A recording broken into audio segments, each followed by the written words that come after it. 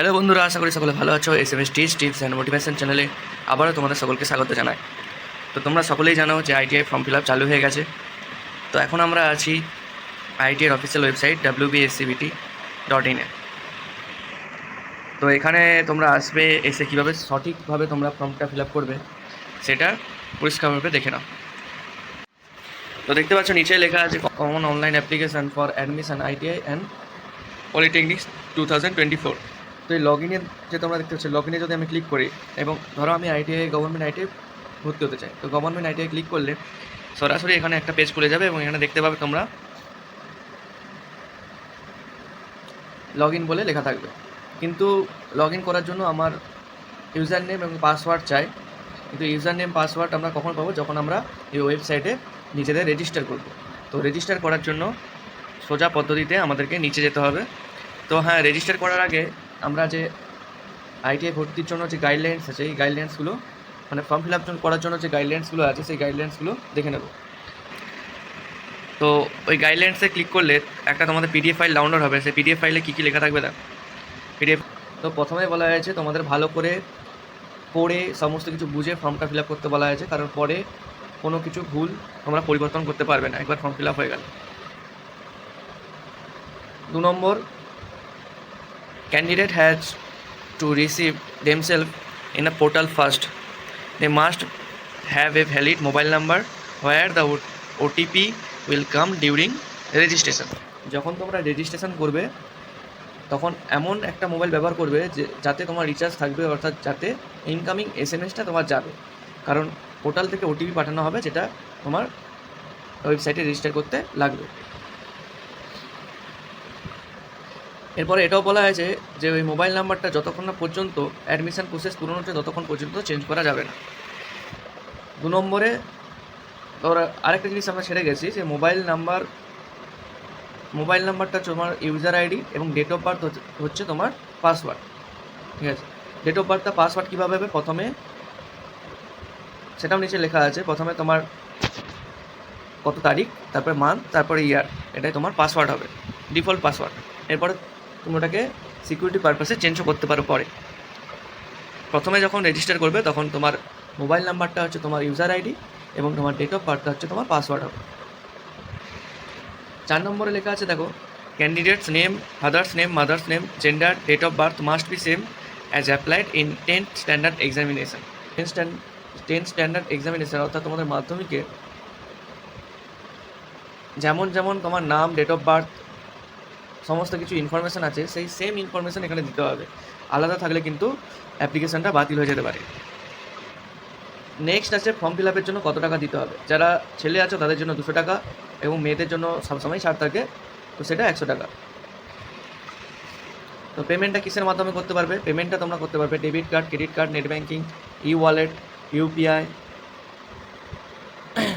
তো যে লেখা আছে সেই মোডেই তোমরা পেমেন্ট করতে পারবে, তো আদার মোডে পেমেন্ট করতে পারবে না। তো ফর্ম ফিল আপের জন্য আরও কিছু স্টেপস আছে, সেই স্টেপসগুলো দেখে নাও। তো তোমাদেরকে প্রথমে চুজ করতে হবে তোমরা M গ্রুপ না E গ্রুপে কোয়ালিফাইড। M গ্রুপ বলতে যারা মাধ্যমিক পাস করেছো, E গ্রুপ বলতে যারা 8 পাস করেছো। তো তারপরে আছে পার্সোনাল ডিটেলস। তো পার্সোনাল ডিটেলস তোমাদেরকে দিতে হবে। তো নেক্সট তারপরে দিতে হবে এডুকেশান কোয়ালিফিকেশান তোমাদের কী আছে। তারপরে তোমাদের প্রিভিউ দ্য অ্যাপ্লিকেশান, মানে অ্যাপ্লিকেশানটা যেটা ফর্ম ফিল আপ হবে সেটা পুরোটা দেখে নিতে হবে।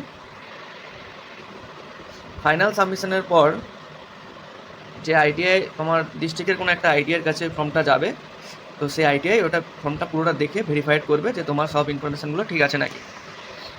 এখানে স্পষ্ট বলা আছে যে তোমাকে কোনো ITI গিয়ে তোমার ফর্মটা ভেরিফিকেশান করাতে হবে না। তো 10 নম্বরে আছে candidate must be careful while filling up the online application form. তো পরবর্তীকালে তো সেটা চেঞ্জ হবে না।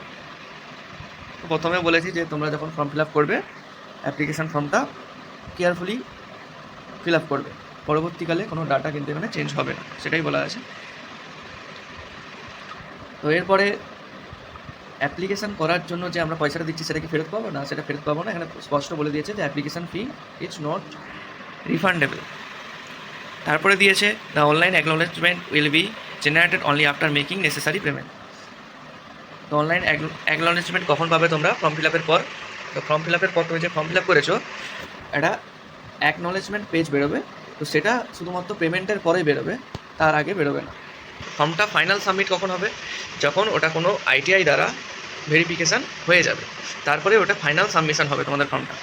তো কোনো কলেজ যদি ওই ফর্মটা ভেরিফিকেশান না করে তাহলে তোমার অ্যাপ্লিকেশান ফর্মটা ক্যান্সেল হয়ে যাবে। তো এরপর নিচে বলেছে যে আইটিআই অ্যাপ্লিকেশান করার জন্য যে নোটবুকটা পাওয়া যায়, তো এই ওয়েবসাইটে আছে, সেই নোটবুকটা আরেকবার ভালো করে পড়ে নিতে বলেছে। তো গাইডলাইন্সের পরেই দেখো নিচেই আছে যে তথ্য পুস্তিকা। তো এই তথ্য পুস্তিকাটাই আমাদেরকে ভালো করে পড়ে নিতে হবে। তো এই আমাদের তথ্য পুস্তিকা খুলে গেছে। তো এখানে প্রথমে ইন্ট্রোডাকশান দেওয়া আছে, ইন্ট্রোডাকশানটা ভালো করে পড়ে নেবে তোমরা। তো কোয়ালিফিকেশান দেওয়া আছে, কোয়ালিফিকেশানটা ভালো করে দেখে নেবে। মূলত মাধ্যমিক পাস করতে হবে, যে কোনো রেকগনাইজড বোর্ড থেকে তোমাকে পাস করতে হবে। তারপরে যারা 2024-এ পরীক্ষা দিয়েছো, লেখা আছে ফর দ্য ক্যান্ডিডেটস অ্যাপিয়ারিং মাধ্যমিক 2024 and equivalent examination this year from any recognized board 7 days will be given for application after date of publication of result of মাধ্যমিক 2024 অ্যান্ড ইকুইভ্যালেন্ট এক্সামিনেশন। অর্থাৎ তোমার মাধ্যমিক রেজাল্ট বেরোনোর পরে, যখন রেজাল্ট বেরোবে তারপরেও তোমরা 7 দিন পাবে যখন তোমরা ফর্মটা ফিল আপ করতে পারবে। এই বছর যারা মাধ্যমিক দিয়েছো বা উচ্চ মাধ্যমিক দিয়েছো, আসলে যারা আইটিআই পাস আউট করেছো গভর্নমেন্ট বা যে কোনো জায়গা থেকে, গভর্নমেন্ট প্রাইভেট যেখানে, তো তাদের জন্য কিছু বলা আছে এখানে। Pass out ট্রেনিস from the government ITI private ITI are not eligible for admission for 3 consecutive years in the same ITI and for 1 year and any other ITIs। তো যারা আইটিআই পাস করেছে এই বছর, তারা 3 বছর বাদে আবার আইটিআই ভর্তি হতে পারবে। এক্সাম্পলের জন্য এখানে বলেও দিয়েছে যে ব্যাপারটা কী, তো এটা ভালো করে তোমরা পড়ে নেবে, মানে ভিডিওটা অনেক বড় হয়ে যাবে। আর হ্যাঁ, এখানে তোমাদের আইটি অ্যাপ্লিকেশনের জন্য এজ লিমিটও বলা আছে, মানে 14 বছর বয়স হতে হবে। যারা 1/8/2010 এর আগে যারা জন্ম হয়েছে তারাই শুধুমাত্র ফর্ম ফিল আপ করতে পারবে, এর পরে যাদের জন্ম হয়েছে তারা ফর্ম ফিল আপ করতে পারবে না। নেক্সট দেখো, এখানে এম গ্রুপ দেওয়া আছে আর ই গ্রুপ দেওয়া আছে। তো আমি আগেই বলেছিলাম, যারা মাধ্যমিক পাস করেছো তাদের এম গ্রুপে রাখা আছে, যারা 8 পাস করছে তাদের এই গ্রুপ। তো আরও কিছু এখানে বলা আছে, তোমরা দেখে নেবে, সেগুলো ভালো করে পড়ে নেবে একটু বুকলেটটা। এখানে দেখতেই পাচ্ছ তোমরা ওয়েবসাইটটা ভালো করে লেখা আছে, এই ওয়েবসাইটে গিয়ে তোমরা ফর্মটা ফিল আপ করতে পারবে। আর অবশ্যই নিজের মোবাইল নাম্বার দেবে, অন্য কারো মোবাইল নাম্বার দেবে না, কারণ তোমার যতদিন তোমার আইটিআই চলবে ততদিন এই মোবাইল নাম্বারটা তোমার খুবই প্রয়োজন। এটাকে নিজে আপন করে রেখে দাও। তো অন্য কারো মোবাইল নাম্বার দিয়ে ফিল আপ করো না, নিজের মোবাইল নাম্বারই সবসময় দেবে। এবার আমরা আসি রিজার্ভেশন অফ সিটস। এটা ইম্পর্টেন্ট আছে, রিজার্ভেশন অফ সিটস। তো মেয়েদের জন্য 20% সিট রিজার্ভ থাকে, এসসির জন্য 22%, এসটির জন্য 6%, ওবিসির জন্য 7%, ফিজিক্যালি চ্যালেঞ্জ যারা আছে তাদের জন্য 4%, ইডাব্লিউএস যারা আছে তাদের জন্য 10%। এবার চলে আসি আরেকটা জিনিস তোমাদেরকে জানতে হবে, এটাও খুবই ইম্পর্টেন্ট, যে ডিস্ট্রিক্ট কোটা।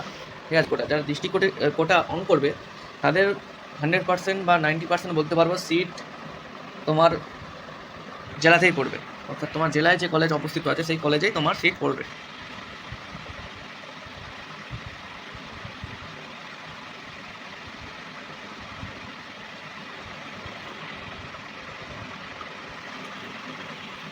এবার চলে আসে ইম্পর্টেন্ট জিনিসে, তুমি যদি চাও যে তোমার ডিস্ট্রিক্টে তোমার সিট পড়ুক, তাহলে তুমি ডিস্ট্রিক্ট কোটাটা অবশ্যই অন রাখবে। আর যদি তোমার পছন্দের মতো কোনো আইটিআই, তোমার জেলার বাইরে কোনো আইটিআই ভর্তি হতে চাও, তাহলে ডিস্ট্রিক্ট কোটাটা তোমরা ঠিক করবে না। তো নেক্সট কিছু কিছু আইটিআই আছে যেখানে ডিস্ট্রিক্ট কোটা চলে না। ITI Gariahat, Tollygunge, Howrah Homes, Kalyani, Hooghly, Durgapur, Siliguri, Kolkata. তো আরও কিছু আইটিআই আছে, তো এগুলো তোমরা দেখে নেবে। তো এখানে এই ডিস্ট্রিক্ট কোটা চলে না। এখানে সমস্ত ছেলেমেয়েরা যারা আশেপাশের জেলা থেকে আছে তাদেরকেও সমান পরিমাণে চান্স দেওয়া হয়। কিন্তু আদার্স যে ডিস্ট্রিক্টে আইটিআইগুলো আছে বা আদার্স যে আইটিআইগুলো আছে, সেখানে প্রথমে নিজস্ব যে স্টুডেন্ট আছে সেই নিজস্ব জেলা স্টুডেন্টগুলোকে সবার প্রথমে চান্স দেওয়া হয়। তাদের জন্য 50% সিট আগে থেকে রিজার্ভ থাকে। হ্যাঁ, এইবার আসি আইএমসি কোটা। তো কিছু কিছু কিছু কিছু নয়, প্রায় কলেজেই তোমার আইএমসি কোটা থাকে। আইএমসি কোটা বলতে তোমরা কিছু এক্সট্রা টাকা দিয়ে, মানে যেটা ম্যানেজমেন্ট কোটা বলতে পারো তোমরা, তো এটাতে একটু বেশি পয়সা লাগে। এটাতে কি হয়, সিটটা তোমরা খুব সহজেই পেয়ে যাও। ধরো একটা ক্যান্ডিডেট নর্মালি আইএমসি কোটা ঠিক করে নি, সে 50% নম্বর পেয়েছে, তুমি আইএমসি কোটা ঠিক করেছো, তুমি 50% নম্বর পেয়েছো, তো চান্সটা কিন্তু তোমাকে দেওয়া হবে, ঠিক আছে? তো অবশ্যই সেটা আইএমসি কোটা সিটের লিমিটের মধ্যে থাকতে হবে, অর্থাৎ যে সংরক্ষিত সিট আছে তার মধ্যে থাকতে হবে। তারপর তোমাদের আছে, দেখো যারা ভোকেশনাল পাস করে এসছো, তো তাদের জন্য 20% সিট আগে থেকে রিজার্ভেশন করা থাকে। হ্যাঁ, এবারে যেটা আছে যে আইটিআই ভর্তি হওয়ার পর টিউশন ফি কেমন হবে তোমার, ঠিক আছে? তো টিউশন ফি খুব একটা বেশি হবে না। ফার্স্ট 6 মান্থ 180, মানে 30 টাকা করে প্রতি মাসে তোমাদের 180 টাকা। যারা গভর্নমেন্টে আছো তাদের জন্য, যারা আইএমসি আছো, আইএমসিতে ক্লিক মানে টিক করবে, আইএমসিতে সিট পাবে, তাদের জন্য আলাদা ফিস দিতে হবে। তাদের একটু বেশি ফিস আসবে, ধরো 2500 এরকম করে ফিস আসবে। অ্যাডমিশন ফি ওয়ান টাইম নেওয়া হবে, যেটা 100 টাকা হবে। আর রেজিস্ট্রেশন ফি 30 টাকা। রেজিস্ট্রেশন ফি কন্যাশ্রী ক্যান্ডিডেট তাদের জন্য 15 টাকা না নেওয়ার মতোই, ঠিক আছে? তো কসান মানি যেটা আছে সেটা তোমাদের 100 টাকা। তো আন্ডার পিপিপি মডেল যে কলেজগুলো আছে সেগুলো সেম তোমাদের থাকবে। এরপরে যারা বেসরকারিভাবে ভর্তি হবে, বেসরকারি আইটি ভর্তি হবে, তাদের যেরকম ফিস চাইবে সেরকম দিতে হবে, সেটা এখানে বলা নেই। অনলি গভর্নমেন্টে বলা আছে এবং পিপিপি মডেল যারা ভর্তি হবে তাদের জন্য বলা আছে।